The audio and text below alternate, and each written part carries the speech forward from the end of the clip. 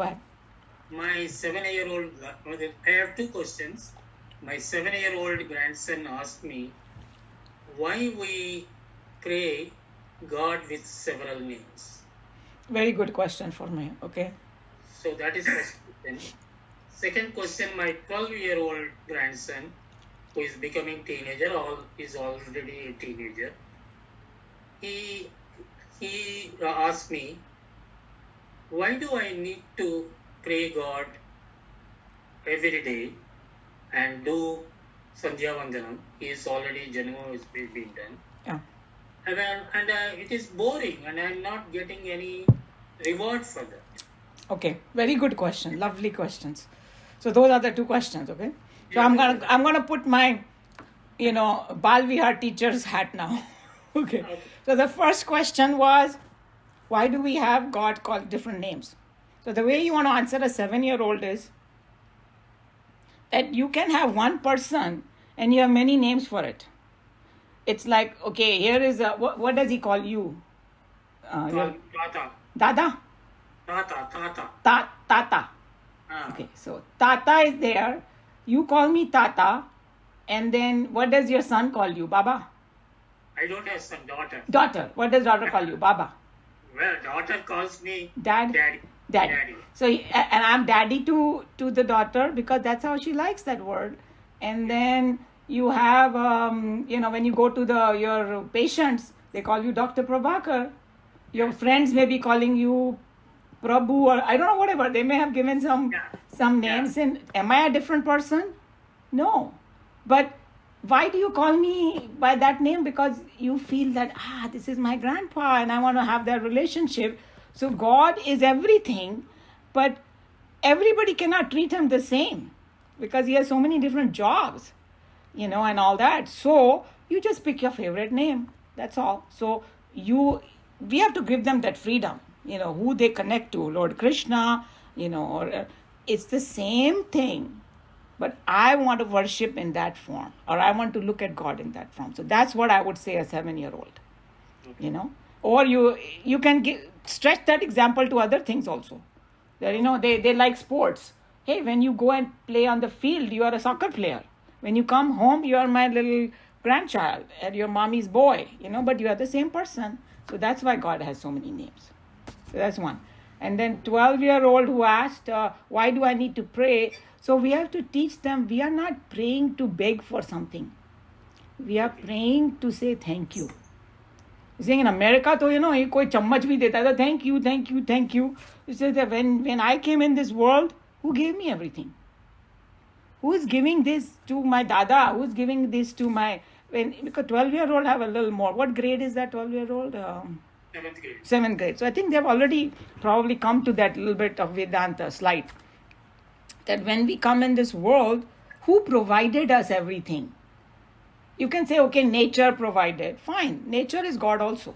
So we are doing it because if we don't say thank you, we are not civilized people. So when we praying, we are saying, we are remembering, wow, God is so great. It fulfills my all desire. And then he might say, yeah, but I want this or that. And he's saying, does a parent give everything to a small baby? A small baby will want to put some poison in his mouth. The parent will give 2 thappad because they don't want him to get hurt. So God only gives what is good for me. But, God is also very kind. He gives me so many extra things. And in America, these boys or girls at 12, they got more than anybody in the world out there. Correct. So I think they can have a thinking power where it's coming from. You may, dad is earning the money. Who gave the power for dad to earn the money? And all that. Like that, you take them.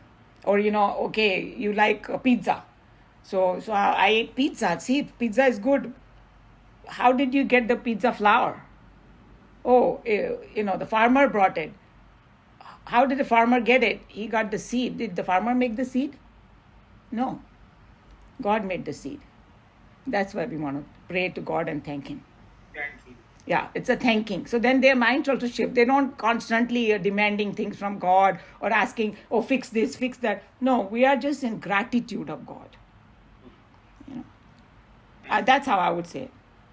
I don't know that how Yeah. yeah. Yeah. Thank you. Thank you. Anybody else can also. I thought those are, when kids ask questions, that's the best. It makes us think too, right? Yeah.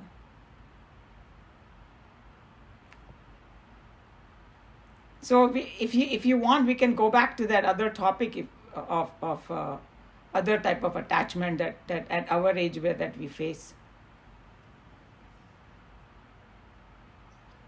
And the other thing is that even between husband and wife, it's not like you're not going to miss them. It's not like you're going to forget about them.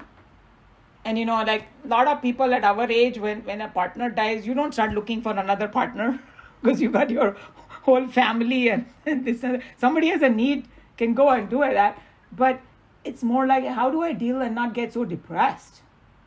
Isn't it? The main thing. I think that's when all these things are coming, what Geeta ji said, that if you have a bigger picture, then we won't get depressed. Mati Geetaji said very rightly though, because this is a stage where all playing our parts as husband and wife. She's right, the separation is going to come. There is no question about it. It's unavoidable. Unavoidable. We don't think about it. But when it comes upon you and there's no guidebook how to deal with it. Yes, and that's why all this adhyatmic thing really help. Things that's absolutely help. Yeah. Because in the world जाएंगे ना तो लोग all रुलाएंगे और वही बातें करेंगे. 10 बार पूछेंगे and all that. It just make you more depressed. So I think it's better to discuss in a forum like this because you will actually get some good answer. And in the end, like somebody was saying that husband wife का जो relationship है ना, we think, oh yeah, I saw this person at a younger age and I fell for this person. All that is all nonsense. It's a karmic relationship. So when the karmic relation is so strong, like my dad used to say, your spouse to be जब सामने आता है ना, सब कुछ अच्छा लगने लगता है मुझे. And you want to marry that person, बाद में चाहे, but it is a karmic relationship. That's the strongest karmic thing. So जो सेवा का ये वो, you better fulfill it, नहीं तो 7 जन्मों तक फिर वापस आना पड़ेगा. Actually, all the saints and all the the Mahatmas say these things. Like that was the period your relationship was. So and you don't forget about those, but at the same time, it was meant only for that much time. That much time. Like our teacher used to say that in the worldly plane, plane we're talking about, every relationship has an expiry date. Right. Just like you buy a food and there is an expiry date, because and people who live very long, sometimes their children die in front of them. It is happening already. Because the father is 95 and the son is already 75 or 80 or whatever, and for some reason he quit.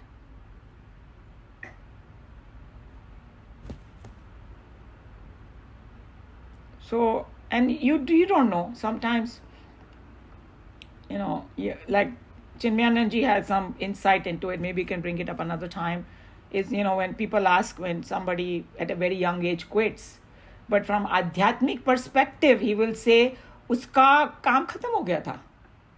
He's saying that suppose there is a wealthy fellow and he buys a car and then after 2 years he's saying, I want another one. Koi bolega, hey, this car is good enough. Why are you taking another one? He's saying, no, I don't need this anymore. So that person who has quit, he doesn't need that body anymore to fulfill his karmas or desire or whatever he had come here. Whatever he had come for is done. So what we see from the worldly perspective is something negative, koi accident ho gaya, kuch ho gaya. There's no accident in the adhyatmic world. He just, gone on his journey. He was done. In fact, they say कि जो लोग short period में जाते हैं ना, उनका karmic कम होता है. Yeah, I mean, if you want the adhyatmic perspective, then you got to think about all those things. So then जो पीछे रह गए उनका क्या, भाई उनको ऐसा सोचना पड़ेगा, I was so lucky that I got this Mahatma's साथ for this much time. So that you have to shift your thinking like that. It's hard, but if you churn upon it, then you will be peaceful. Because it's not in our hand. It's not in our hand. It is actually, it's tougher because I'm going through that. Yes, you are going through it personally, 100%. Yeah. And I mean, I can relate to what Geeta ji was saying though, because all those things ring true in my mind. Yes. Because absolutely, but it's tough though. There is no guidebook for you to follow, and except for reading the scriptures, that actually makes it easier. yes. Listening to Mahatmas makes it easier because they have wisdom way beyond my thinking powers. You know, Yes. they've been explaining it to me, like whenever I get a chance to talk to somebody who's learned, they explain that you didn't know this person before you married her or him, and your association was like that, and now that they are gone, you don't know them again. Right. So I think that's why in India में बोलते हैं, that's why Chinmayanand जी का ये vision था. That's exactly why. Hey, don't wait for something bad to happen. Then hey, why don't you learn Adhyatma right now? So when the bad thing happens, you'll be ready for it. Right? So because इतना depress होके इतना करके फिर मंदिर में जाओगे करोगे तो अभी से सीखना शुरू कर दो ना. पुराने जमाने में तो वही करते थे, उनको दोनों सिखाते थे. उसके बावजूद भी कोई हो सकता है. That's what happened to Arjun. He learned all the adhyatma, but it didn't sink into him. So that's why the sadhana has to continue. And in the spiritual realm, if you will find very satisfactory answer. जब थोड़ा मन शांत हो जाएगा, you know. But दुनिया वाले तो जो लोग आध्यात्म में नहीं है वो they will only make you more depressed. बार बार कुरे देंगे, क्यों हुआ, क्या हुआ, कैसे हुआ. अरे जाने वाला चला गया, अब उसको just don't talk about all that, right? क्या फायदा? No, but I talk about it more like fond way rather than feeling. Yes, no, that you can. I mean, there are people who talk about their spouse who has left, totally normal way.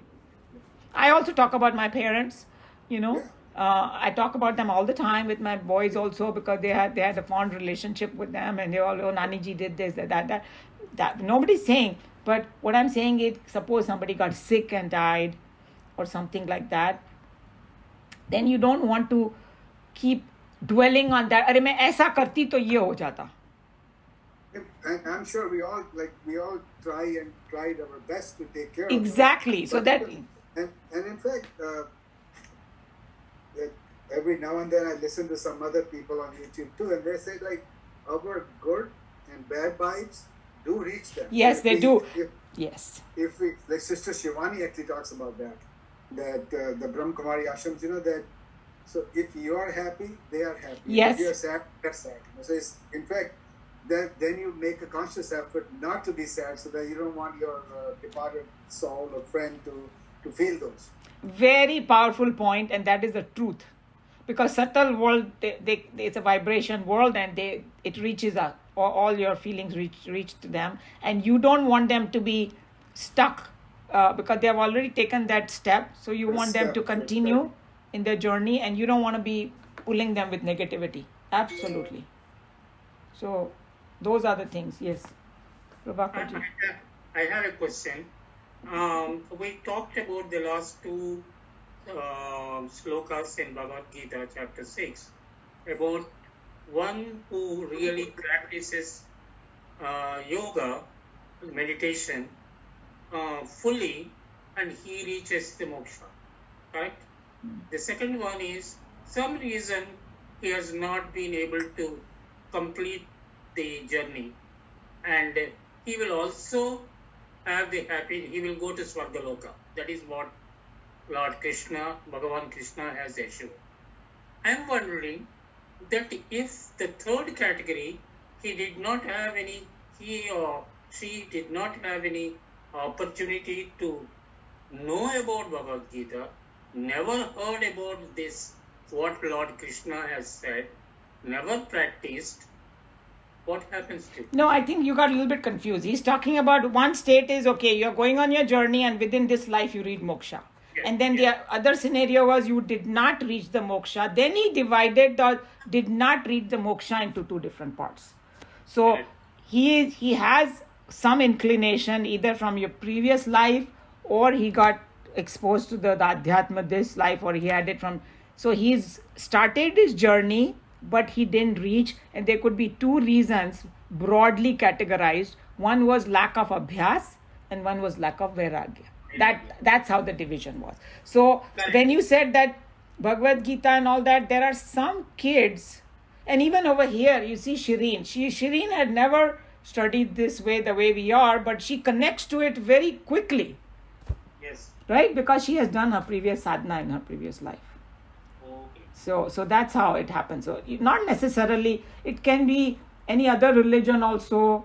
It can be, there are people who don't read any book, like Sadhguru. He said he's not read Bhagavad Gita and things like that in depth, but he still has that experience of oneness with Brahman.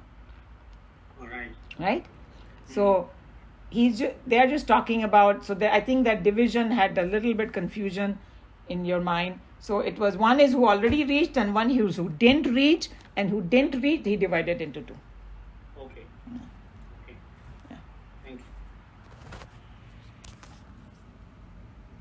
कितना बच गया? Okay. एक हाँ, कोई है और प्रश्न? नरेश जी? Okay. So we can, whatever, next week we can continue some of the discussion, but everybody, thank you for sharing your personal experiences as well as other things to help everyone. Okay? Yeah. Hari Om. Hari Om. Hari Om, everyone. Hari Om, Hari Om, Hari Om.